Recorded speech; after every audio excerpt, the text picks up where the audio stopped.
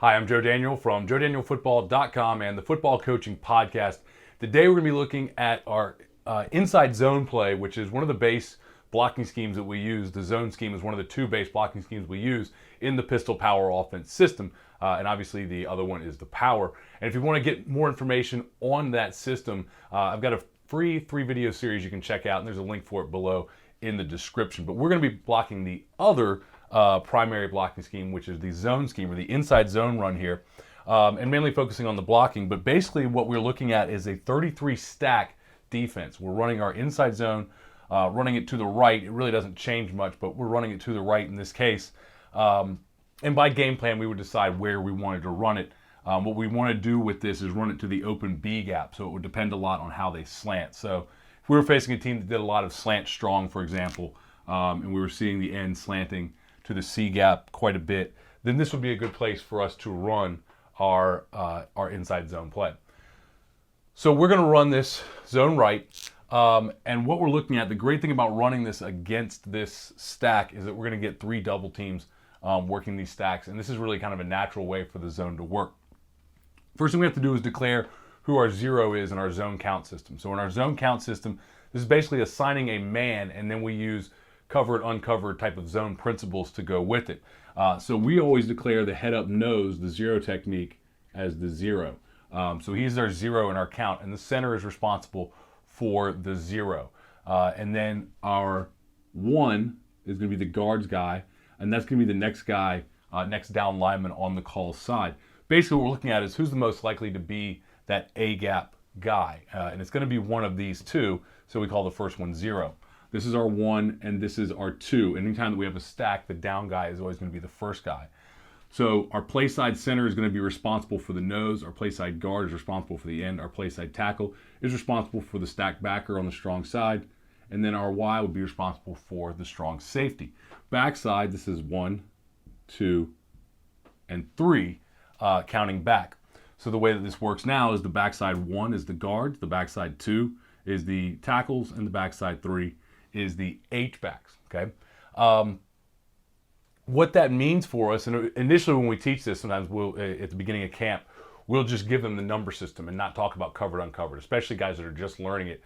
And what they do is they kind of figure out, hey, you know, how am I supposed to get to this guy without blocking this guy? And then this guy goes this way, what do I do? And they figure out, and sometimes they'll even, you know, ask, hey, can we just kind of work to that guy? Or, you know, is there a different way to do it? And they figure out that we need to have some combos and some working together and something more than just man blocking. And the reason that we can't just man block it. And so what we figure out is that our center and our left guard, they're going to work the middle stack.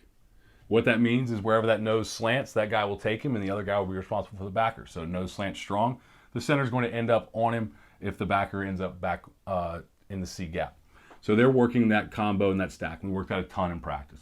Our 1 and 2 are our play side guard and our tackle, and they're working that stack there.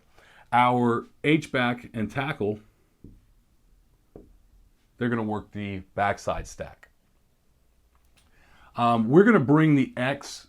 We don't have anybody for that weak safety, and so that can cause a problem on your cutback lanes, but we're not going to be blocking the corner. So we're going to come down and try to get on that weak safety. And that's a hard block to get, and he may get it if something bounces way outside, but that weak safety is going to be, if he over pursues, we might get him, but we're going to take the X to him. We're not going to be blocking the corner. We're not worried about the corner.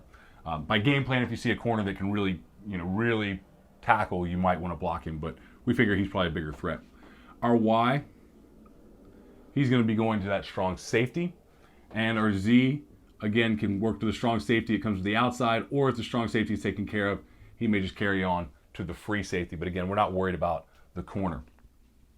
Here, we're going to be taking a play side step just for timing, and something you got to work on timing. You just step, play side. We're not going to counter step it because that's the timing step we use on our power. So this gives us a different look.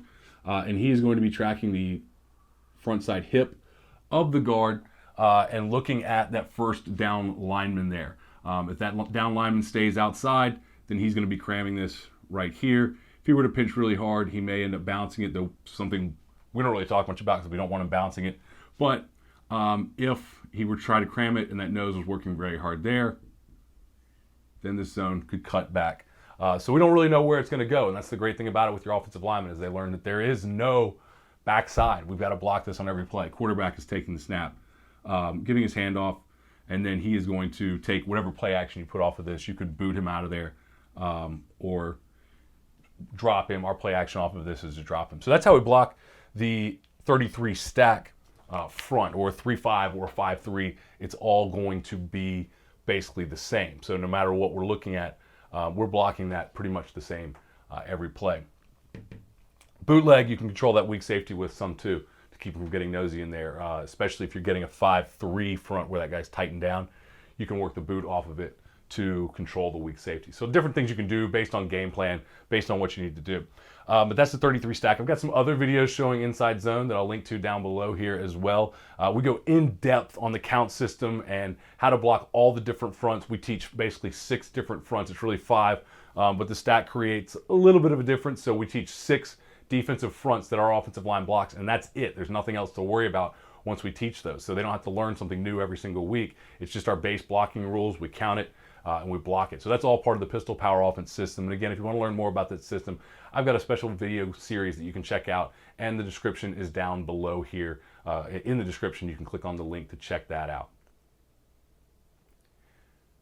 There's a couple more videos here that you can check out, and also don't forget to click on the logo there so that you can subscribe to this channel and don't miss any of our future videos.